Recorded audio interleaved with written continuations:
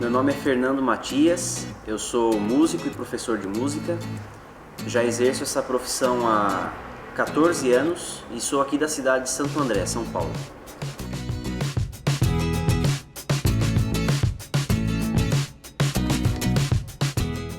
Eu comecei a estudar música por causa dos projetos sociais que tinham no meu bairro. Eles eram dirigidos por uma igreja evangélica protestante, mas que abria a oportunidade da comunidade poder participar daqueles projetos de música. Depois disso eu comecei a estudar fora daquele projeto social da igreja, numa escola específica com professores específicos para o instrumento. Depois de mais ou menos 2 anos que eu já estava estudando fora, eu consegui começar a passar em projetos de orquestras jovens que tem em São Paulo, que deve ter mais ou menos umas 10 orquestras jovens, né, que são remuneradas, pagam bolsa para os estudantes e para os músicos ali daquela região. Entrei na faculdade também para estudar educação musical. Então é isso, a música, ela, além de mexer com o meu sentimento, com a minha pessoa, ela também faz parte da minha profissão, né? O músico dentro de uma orquestra, a função de um músico não é simplesmente chegar e fazer o que ele bem entende. Ele tem um guia, ele tem uma partitura na frente dele. Nessa partitura tem todos os códigos que representam o que ele tem que fazer naquela música, só que cada música precisa ser interpretada de uma forma diferente, porque cada compositor tem a sua técnica composicional, ele tem a sua forma de escrita, ele tem a sua expressão e a sua ideia por trás daquilo, e aí vai aprofundando cada vez mais. Então isso é um músico hoje no Brasil. Existe um músico também do segmento de música popular, que é um músico que ele toca na noite, ele toca nos bares, ele toca em festas. É um ramo da música um pouco diferente, mas ele também tem que se organizar de uma forma mais autônoma. Ali você não tem um líder como na orquestra. Esse músico ele tem que ser um músico mais regrado, que tem uma administração pessoal melhor. Um músico mais regrado, mais bem educado, mais disciplinado, ele já pega o seu instrumento, ele faz um alongamento, ele faz um aquecimento com esse instrumento. Se é um instrumento de sopro, ele vai ter que exercitar toda a parte respiratória do corpo dele, vai ter que exercitar toda a parte muscular da face e da boca. Depois desses exercícios de aquecimento, o músico ele vai escolher ali qual vai ser o destino do estudo diário daquele dia. Se ele tem algum teste, alguma prova para ingressar em alguma orquestra, em algum grupo, ele vai estudar o que aquele teste especificamente pede. Se ele já é um músico de orquestra, ele vai estudar o repertório daquele programa que ele vai fazer. O dia de um músico é um dia puxado, porque você não consegue estudar tudo isso em 10 minutos ou em 30 minutos. Você tem que estudar isso ao longo de um período, né? Só que, por exemplo, no caso de um instrumento de sopro de metal, que exige muito da musculatura, da face, do pulmão, do diafragma, esse músico não consegue estudar 4 horas seguidas. Ele vai ter que parar de meia em meia hora ou de uma em uma hora, mas ele vai ter que fazer pausa. Então esse estudo ele ainda fica maior. Então o músico ele sempre tem que estar se reciclando, estudando, praticando, e só dessa forma ele vai conseguir se manter no cargo, né? Para que você seja um músico de orquestra, um músico da noite, um músico que toca, que canta, você não precisa necessariamente de uma faculdade, de um curso acadêmico, mas você precisa de instruções acadêmicas. Antigamente, os grandes compositores, né, os grandes maestros músicos, eles não passaram por uma orquestra, por uma faculdade. Mas hoje, no século XXI, você tem já a possibilidade de ter isso também num curso acadêmico, no qual você vai aprofundar principalmente conceitos teóricos. Então tem cursos específicos para cada instrumento, e também você tem cursos para regência, composição, cursos mais voltados para a teoria musical, para você ser professor de escolas, universidades, de conservatórios e assim vai. Hoje a música, assim como ontem, antigamente, ela é uma coisa prática, né? Ela é uma arte que você lida diretamente com a prática.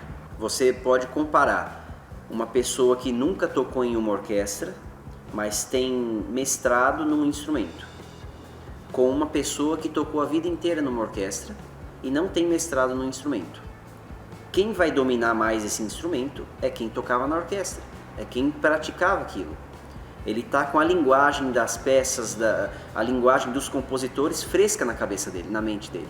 Só que quem só fez o lado acadêmico, ele sabe como montar um instrumento, ele sabe como desmontar um instrumento, ele entende todas as partes estruturais de um instrumento, ele entende da parte histórica, teórica do instrumento, só que se ele não praticou esse tempo todo, é muito difícil dele conseguir se igualar ao músico prático. Isso na noite também, diferente de um violonista que só estuda em casa para um violonista que já pegou todos os macetes da noite.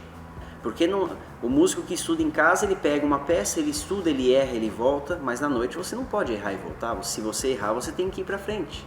E esses erros, se você for corrigindo isso, você vai acabando com o tempo dominando esses erros e eles não acontecem mais. Quem pratica mais consegue se destacar mais. Você tem que, primeiro, ter uma aptidão pessoal. Ou você nasce com ela, ou você acaba adquirindo isso ao longo da vida. Quem não tem um talento musical de nascença pode ser um músico? Pode. Essa pessoa ela consegue. Só que é a mesma coisa que um médico que tem aptidão, que nasceu para aquilo, que sente, que vive aquilo, que se emociona com aquilo, e um médico que só é acadêmico. Os dois estão formados, os dois são doutores na mesma área. Só que quando um vai dar uma notícia para um paciente sobre um diagnóstico, ele tem tato para dar essa notícia, o outro não. Então a música é como qualquer outra profissão. Se você nasceu com aquilo, você vai chegar num patamar. Se você praticou aquilo desde pequeno, você chega no outro patamar. Se você, no meio da sua jornada da vida, você começou a gostar e começou a se aprofundar, você chega no outro patamar e assim vai. Me espelho em algumas pessoas. No longo da história da música, algumas pessoas chamam muito a minha atenção. Bach chama a minha atenção, porque ele era um gênio que conseguiu produzir tantas coisas em pouco tempo. Mozart chama a minha atenção, porque ele era ousado desde pequeno. Beethoven chama a minha atenção, porque Beethoven ele conseguia transmitir o que ele sentia através da música. E ele conseguia chamar a atenção das pessoas para isso. Tchaikovsky chama a minha atenção também, porque ele, mesmo tendo uma vida tão complicada e tão conturbada, cheia de conflitos pessoais e externos também, ele conseguiu se destacar no meio da música, num momento da vida em que ele nem trabalhava com a música. Ele trabalhava no Ministério da Justiça da cidade dele, mas ele conseguiu ser um dos maiores compositores do gênero do balé. Eu me espelho em regentes que se destacam muito, como o atual regente Gustavo Dudamel, que é um venezuelano que, num contexto político do país, saiu, podemos dizer assim, da sarjeta, porque é uma pessoa que não tinha estruturas como um europeu tem, e ele consegue hoje chegar no cenário musical. Então, nessas pessoas eu me inspiro. Só que um músico, ele excede a notas, a sons, a técnica musical. Ele também é um ser humano que precisa lidar com outros seres humanos também. Então tem uma pessoa na qual eu me espelho muito, que é Jesus Cristo, porque ele sabia como lidar com as pessoas. Ele tinha essa habilidade, ele tinha esse tato, ele tinha compaixão na hora que tinha que ter, e tinha uma voz firme também na hora que tinha que ter. O recado que eu deixaria para mim mesmo era o seguinte: desde os meus 11 anos eu estudo música. De uma forma mais intensa eu comecei a estudar aos 15 anos. Só que eu, pelo contexto social, pelo contexto familiar, pelo contexto psicológico também, pela estrutura psicológica que eu tinha, com os meus 18 para 19 anos eu parei de estudar música, parei de praticar música e fiquei sem praticar música prática, o instrumento que eu estudo. Fiquei 4 anos com ele parado. E isso me gerou mais problemas psicológicos do que eu tinha. Me gerou um vazio, uma falta daquilo que eu praticava. Então o conselho é esse: não desista. A música no Brasil nunca foi uma coisa tão valorizada. Pelo contrário. De todas as artes, ela é uma das artes menos valorizadas no Brasil. As orquestras hoje, os grupos que apoiam a prática da música consciente, da música acadêmica, essas orquestras têm sofrido um corte de custos e de verba e têm até dispensado músicos. Mas eu acredito que daqui 10 anos no Brasil nós vamos ter um boom na música. E isso não precisa chegar em 10 anos. Passando essa crise, eu acho que as coisas vão começar a melhorar ainda mais para a música. Então eu acho que em 10 anos a música vai estar bem desenvolvida no país. Hoje nós temos orquestras do padrão A, que são orquestras como a Orquestra Sinfônica do Estado de São Paulo, a Orquestra Municipal de São Paulo, a Orquestra Brasileira, Sinfônica Brasileira.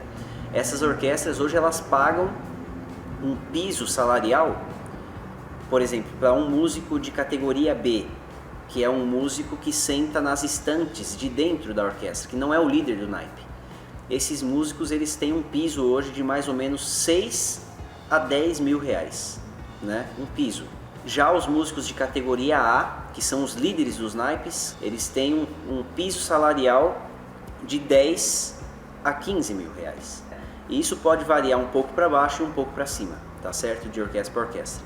Já tem as orquestras de categoria B, que elas remuneram os músicos, o músico de categoria A de uma faixa de 4 a 7 mil, músico de categoria B de uma faixa de 3 a 5 mil. Né? Então isso vai variando, mas também tem orquestras de categoria C, orquestras jovens, que remuneram músicos a partir de R$1.000, de 1.000 a 3.000 reais, né? Para auxiliar a interpretação da peça que o músico vai executar ali, ele também precisa procurar a biografia do compositor, ele também precisa procurar talvez até mesmo a biografia daquela peça, por que aquela peça foi escrita, qual o contexto político, qual o contexto social daquela peça. Então a música, ela é extremamente social, ela é relacional. Então eu leio muitos livros que são de cunho relacional, e 2 desses são livros religiosos.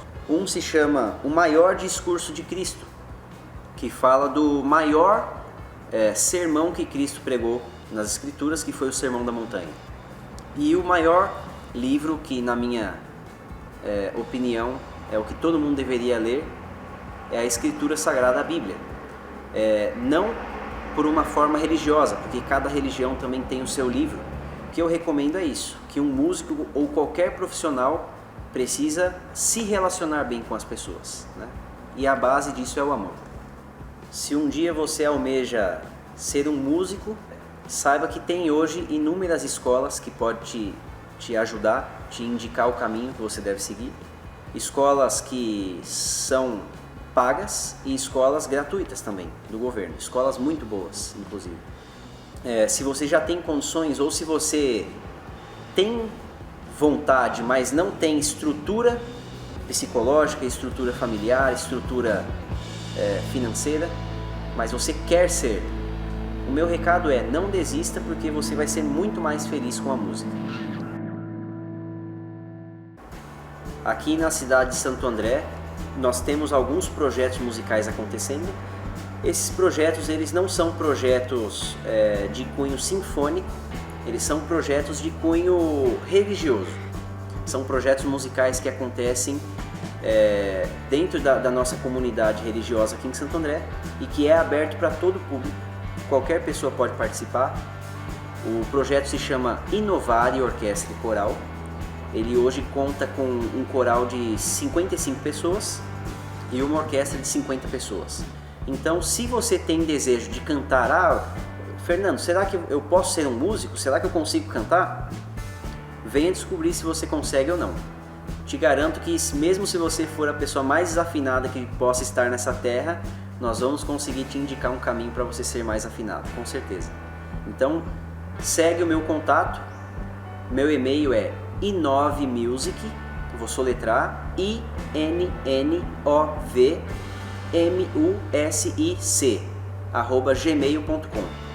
e o meu telefone 98953-6672. Muito obrigado.